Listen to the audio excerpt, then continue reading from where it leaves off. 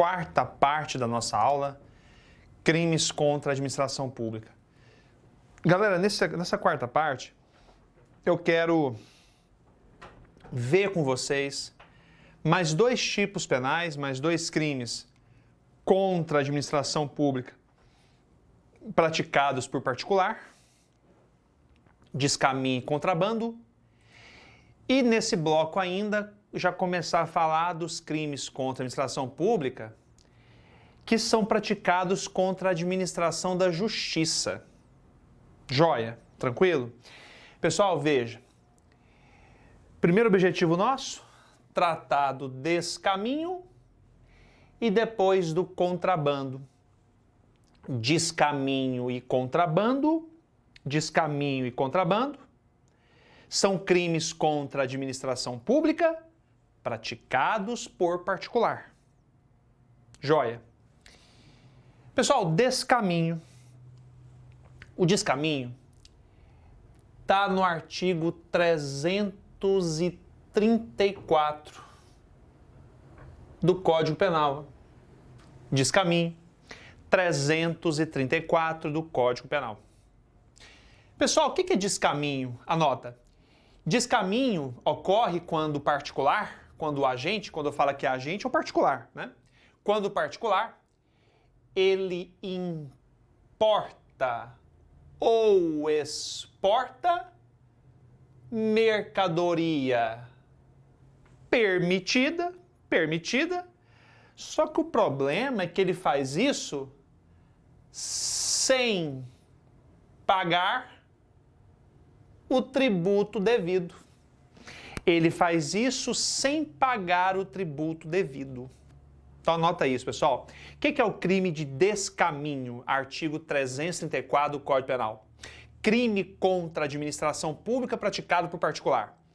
É quando o particular, ele importa ou exporta uma mercadoria permitida, ok? Só que ele faz isso sem pagar o tributo devido. Professor, quais são os tributos devidos pela importação ou exportação de mercadoria permitida? Quais são os tributos? Se for importação, o imposto de importação. Se for exportação, imposto de exportação. Pessoal, esses tributos, imposto de importação, imposto de exportação, são tributos federais. Federais, está na Constituição isso. Se o particular importa ou exporta mercadoria permitida sem pagar esses tributos, imposto de importação, imposto de exportação, tributos federais, se ele não paga, ele está violando o interesse, bem ou serviço da União. Portanto, conclusão, é da Justiça Federal a competência para julgar descaminho. Então, onde que o descaminho vai ser processado e julgado? Na Justiça Federal. E mais, a súmula 151 do STJ, o que ela nos diz, né? O que nos diz a súmula 151 do STJ? A súmula 151 fala assim, olha, a competência para processar e julgar descaminho é da Justiça Federal. E é da Justiça Federal do local da apreensão da mercadoria. Ok? Então é da Justiça Federal? É. Qual seção judiciária da Justiça Federal? Seção judiciária do local da apreensão dos bens. Ok, galera? Joia? Súmula 151 do STJ. Pessoal, a questão fundamental de concurso, quando tratamos de descaminho, é saber se aplica o princípio da insignificância ou não. Eu disse para você em blocos anteriores que existe a súmula 599 do STJ, que diz que nos crimes contra a administração pública não se aplica o princípio da insignificância. E eu disse que você deve ler essa súmula de que forma? não se aplica nos crimes contra a administração pública, não se aplica o princípio da insignificância. Não se aplica o princípio da insignificância. Se for crimes contra a administração pública, praticados por funcionário público, porque o bem jurídico protegido é a moralidade administrativa. Aí eu disse, por que eu estou fazendo essa separação? Praticados por funcionário público. Porque o Supremo e o STJ aplicam a insignificância no descaminho. E o descaminho é crime contra a administração pública, só que é praticado por particular. Então, no descaminho, aplica-se a insignificância? Aplica. Então, tem que conviver a súmula 599 e a insignificância no descaminho. Não se aplica insignificância nos crimes contra a administração pública praticados por funcionário público. Se praticados por particular, grande exemplo, único exemplo, a gente pode dizer, descaminho, aplica a insignificância, galera, aplica, tá? É a posição do Supremo e do STJ, olha lá, ó, insignificância no descaminho. O que diz o Supremo e o STJ? Aplica-se o princípio da insignificância, olha lá, galera, ó, aplica-se o princípio da insignificância. E agora que vem o detalhe. Você está percebendo que o descaminho é um crime que envolve sonegação de tributos, não é isso? O particular importa ou exporta a mercadoria permitida sem pagar o tributo devido. Então ele está sonegando tributos, ele está sonegando impostos. E aí o que diz o Supremo e o STJ? Para o descaminho, aplica-se o princípio da insignificância, desde que o valor sonegado não ultrapasse R$20.000, pessoal. Veja, a insignificância aplica-se ao descaminho se o valor sonegado não ultrapassar 20.000. Se não ultrapassar 20.000. Ou seja, descaminho, sonegação de tributos, importação, exportação. Se essa sonegação é até R$20.000, aplica-se o princípio da insignificância, pessoal. Aplica-se, anota isso, tá? Aplica-se o princípio da insignificância se o valor sonegado não ultrapassar 20.000, se for até 20.000. Beleza, pessoal? Joia? Tranquilo? Pessoal, outro ponto interessante sobre o descaminho é o seguinte. Anota. O descaminho absorve a falsidade. Como é que é, professor? O descaminho absorve a falsidade. Súmula 17 do STJ. Aí você fala assim, professor, eu abri aqui no meu vadimeco essa súmula 17 do STJ, aqui está falando de falsidade e estelionato. Exatamente. Só que eu posso aplicar essa súmula aqui para o descaminho também. A súmula fala de estelionato e falsidade. Eu posso aplicar essa súmula, o mesmo raciocínio dela, para falsidade e descaminho. Ok? Tá, entendi, professor.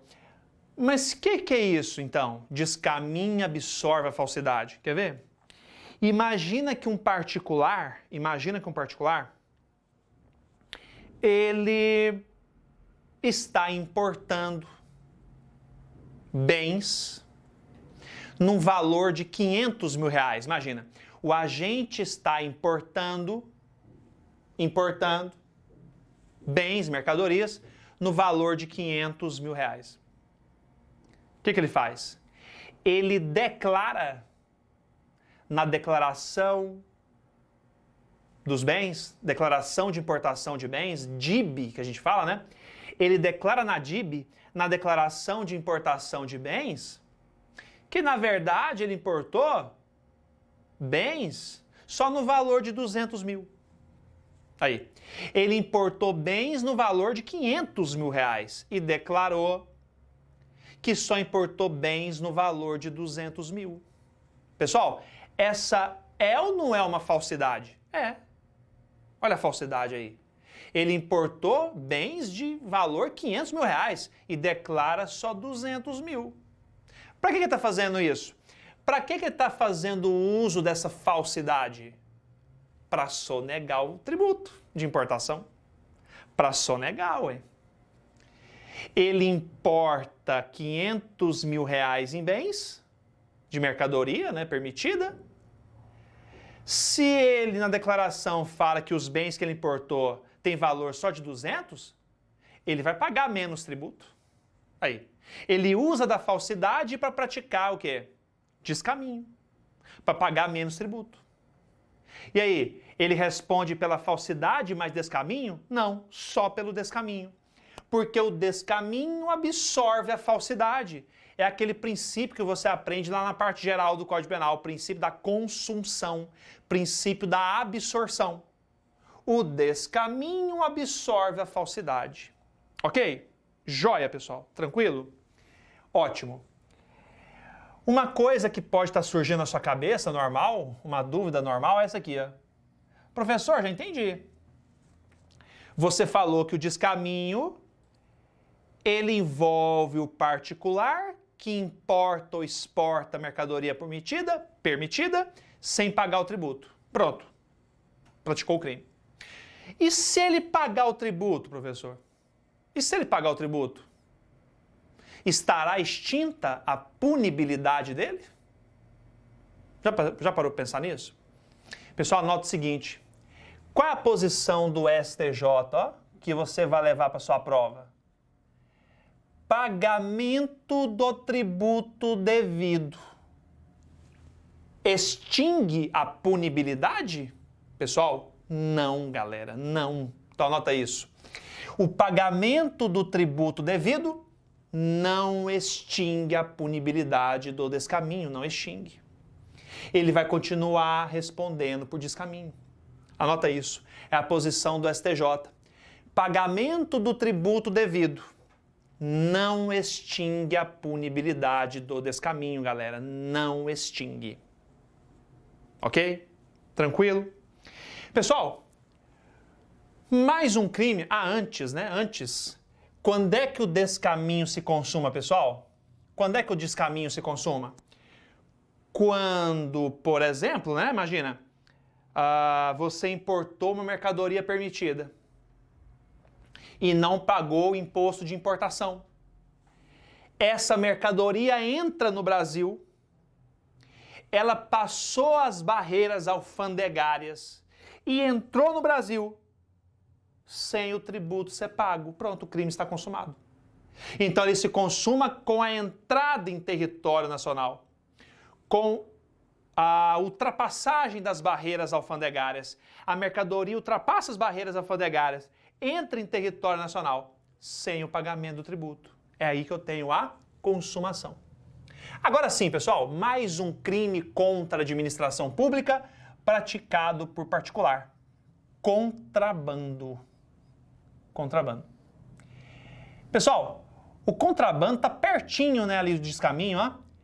O contrabando está onde? No artigo 334-A do Código Penal. 334-A.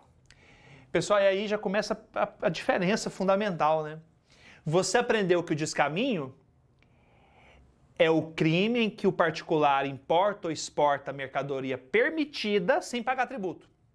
E o contrabando? Pessoal, contrabando é quando o particular importa ou exporta mercadoria proibida, galera. Proibida. Aqui no contrabando, o produto importado ou exportado, ele é proibido, pessoal. Proibido. Eu não estou falando aqui de tributo, de não pagar tributo, não. O descaminho é um delito tributário, sim. Envolve o não pagamento de tributos pela importação ou exportação de mercadoria permitida.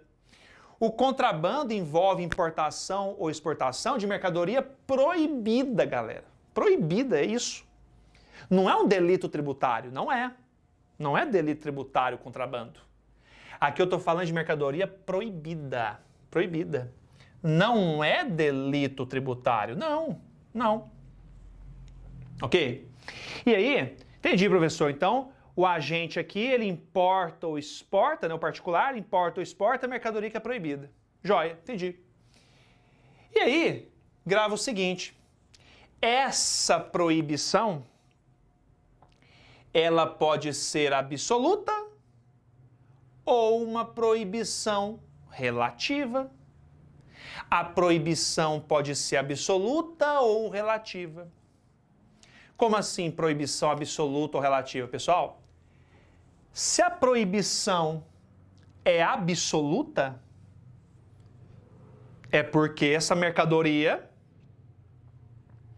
não pode, né, entrar em território nacional de jeito nenhum, de jeito nenhum. A proibição é absoluta. A mercadoria não pode entrar em território nacional de jeito nenhum. Proibição absoluta. E na proibição relativa, professor? Galera, na proibição relativa, a mercadoria é proibida. Só que relativamente, como assim? Se preenchidas algumas condições, ela poderá entrar no território nacional. Então, na proibição relativa, a mercadoria é proibida, mas se preenchidas algumas condições, ela poderá entrar em território nacional. Professor, dá um exemplo disso, de proibição relativa. Dá um exemplo disso, de proibição relativa. Quer ver? Olha o exemplo de proibição relativa. Colete à prova de balas. Aí. Colete à prova de bala. O colete à prova de balas, pessoal, é uma mercadoria proibida. Se você importar isso, você particular, importa colete à prova de bala, chega lá na sua casa. Contrabando, mercadoria proibida. Agora, eu disse que nesse caso a proibição é relativa, ou seja, se eu preencher uma condição, eu posso importar o colete à prova de balas e não ter contrabando. Qual que é a condição? Ter a autorização prévia do comando do Exército. Aí, tá vendo isso? Joia. Então, na proibição absoluta, a mercadoria não pode entrar em território nacional de jeito nenhum. Se ela entrou, contrabando. Na proibição relativa, a mercadoria é proibida também. Se ela entra em território nacional, contrabando. A não ser que eu preencha a condição necessária. E preenchendo, eu posso importar. E não terá contrabando. Que é o exemplo do colete à prova de balas. Em regra, você particular, importar colete à prova de balas, você está praticando contrabando. Só não terá contrabando se você importa o colete à prova de balas, preenchendo o requisito necessário, que é ter autorização prévia do comando do Exército. Entendeu, pessoal? Deu para visualizar isso? Tranquilo? Joia? E você está pensando assim, professor, onde estão essas proibições, né? Galera, é por isso que o contrabando, a gente pode dizer que ele é um tipo penal em branco, né? Ele necessita de complementação. Essas proibições estão nas normas administrativas em geral. Em geral. Então, o tipo penal do contrabando necessita dessa complementação, feita por essas normas administrativas em geral. Por exemplo, a norma administrativa lá do Exército, do comando do Exército, falando que tem que ter autorização deles para poder importar o colete à prova de balas, é um exemplo de norma administrativa. Está lá a proibição de importar mercadoria. Só pode importar se tiver autorização do comando do Exército. Então, onde a proibição está? Em normas administrativas em geral. Portanto, o tipo penal do contrabando é um tipo penal em branco, que necessita de complementação por essas normas administrativas em geral. Joia?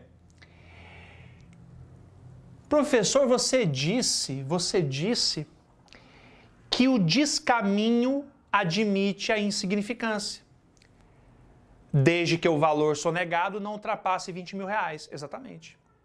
Professor, e se na prova me perguntar do contrabando, e aí? É possível insignificância no contrabando? Será? Pessoal, cuidado agora, ó.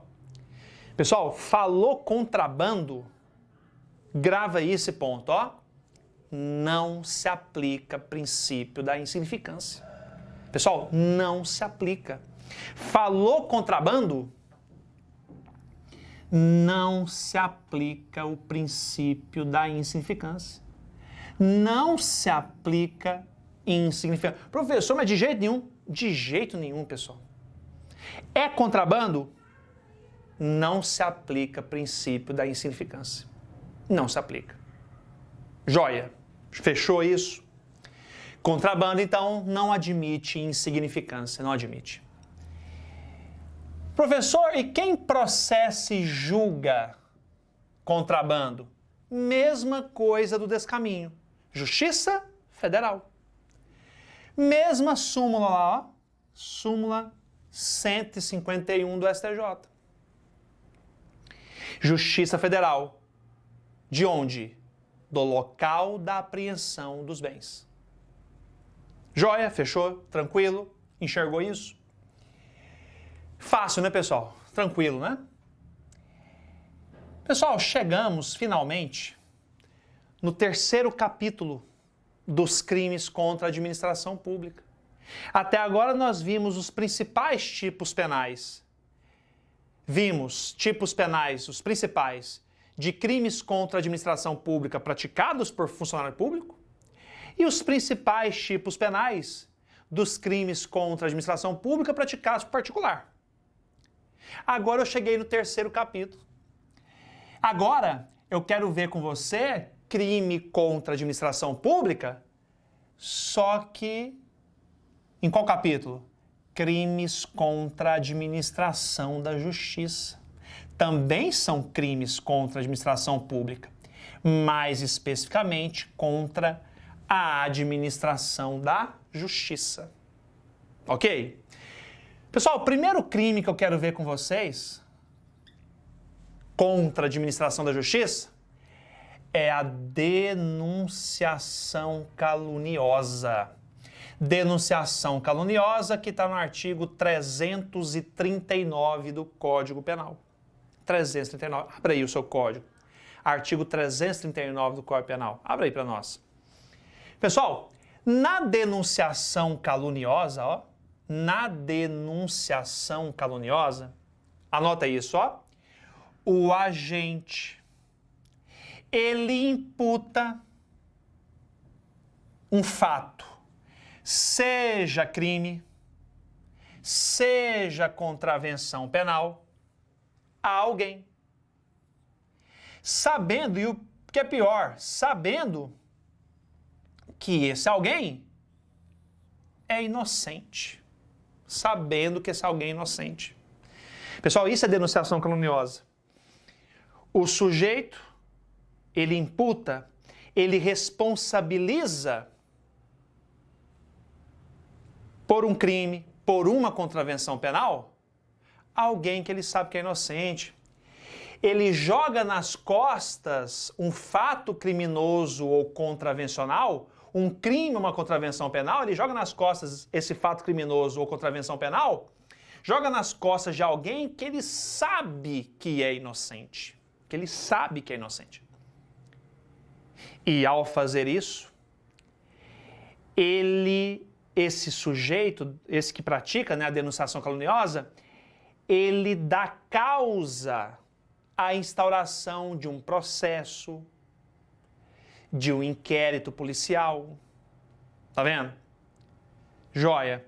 Então, na denunciação caluniosa, o agente imputa um fato, seja crime, seja contravenção penal, a alguém que ele sabe inocente e assim dá causa à instauração de um processo, de uma investigação policial, imputando falsamente a alguém um crime ou contravenção penal.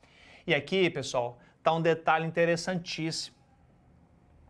Na denunciação caluniosa, nós temos imputação falsa de autoria, não é isso? Imputação falsa de autoria, aqui, ó. O agente imputou um fato criminoso ou contravenção penal a alguém. Aí, ó. A alguém. É imputação falsa de autoria. É dirigida a alguém essa conduta. Dirigida a alguém que ele sabe que é inocente. E isso dá causa à instauração de um processo de uma investigação. Então, é imputação falsa de autoria. Ele aponta o dedo para alguém especificamente. Tá? Professor, e quando é que esse crime se consuma? Veja, esse crime se consuma, galera, com a instauração do processo ou do procedimento que o artigo 339 traz. Eu imputo falsamente a alguém o cometimento de crime ou contravenção penal e, com isso, dou causa à instauração à toa, né? De um processo, de uma investigação. Instaurou o processo de investigação, o crime está consumado. Joia? E aí, pessoal, uma última reflexão aqui, ó. Uma última reflexão aqui. Então, você aprendeu. O sujeito imputou falsamente a alguém, a prática de crime ou contravenção penal. E, por causa disso, um processo, uma investigação foi aberta. À toa, né? Porque foi contra alguém inocente. E aí eu te pergunto, tem que esperar esse processo, essa investigação que foi aberta, terminar? Para que seja possível processar o sujeito por denunciação caluniosa? Pessoal, a resposta é sim. É sim, tá? Eu imputo falsamente a alguém crime ou contravenção penal e eu sei que esse alguém é inocente. E assim eu dou causa à instauração de um processo, de uma investigação. Pessoal, a corrente que prevalece. É necessário esperar o término desse processo ou procedimento, que foi instaurado à toa, que foi instaurado em razão da denunciação. Deixa eu terminar o processo ou procedimento. Terminou? Verificou que o alguém é inocente? Sim. Aí eu posso agora denunciar o malandro lá, né? Por denunciação caluniosa. Joia, pessoal. Tranquilo? Fechou? Galera, para a gente fechar esse bloco de vez, mais uma questão, né? A nossa quarta questão de hoje. Você vai perceber, né? Como sempre, totalmente dentro do que nós estamos falando. Questão 4, pessoal, aborda o princípio da insignificância. E diz assim, letra A. A jurisprudência mais recente do STJ e do Supremo não distingue sua aplicação ao crime de descaminho e contrabando, indiferenciadamente aceitando-o, em tese nos dois casos, sob os mesmos pressupostos técnicos, posto que idêntico bem jurídico tutelado em ambas as normas legais. Pessoal, está no quadro a resposta, né? A questão está falando que o Supremo e o STJ aplicam a insignificância por descaminho e contrabando, tanto faz, aplica para os dois. Você acabou de ver que não. A insignificância é possível no descaminho. Se o valor sonegado, do tributo sonegado, não ultrapassar 20 mil reais. E no contrabando? Não aplica insignificância nunca. Então dizer que aplica para os dois, falso, né, pessoal? Falso. B. A jurisprudência do STJ vem admitindo a aplicação da insignificância no roubo, pessoal. Meu Deus, né? Nós vimos roubo aqui. Roubo envolve violência, grave ameaça. Nunca vai ser compatível com insignificância. Não existe insignificância no roubo, pessoal, porque envolve violência, grave ameaça. Falso, então. C. A C, já vou colocar falso, insiste na mesma coisa. Agora fala assim, a jurisprudência do STF vem admitindo insignificância no roubo. De novo, absurdo. Roubo não admite insignificância, porque envolve violência, grave ameaça. Só pode ser então, pessoal, qual é a nossa resposta? Ah, só pode ser a letra D, né? Só pode ser a D a nossa resposta. A jurisprudência mais recente do STJ vem admitindo ser ele, né, princípio da insignificância em tese aplicável ao crime de descaminho. Sim, aplica-se a insignificância de descaminho, desde que o valor do tributo respectivo seja de até o quê? 20 mil reais. Exatamente, pessoal. É o que está no quadro, né? Se o valor do tributo sonegado, se o valor que eu soneguei de tributo é até 20 mil reais, não ultrapassa de 20 mil, eu posso aplicar o princípio da insignificância no descaminho. Então, a resposta letra D de dado, pessoal. Joia? Tranquilo? Galera, então é isso. Bebe uma água, dá uma descansada e volta com tudo para o nosso último bloco de crimes contra a administração pública.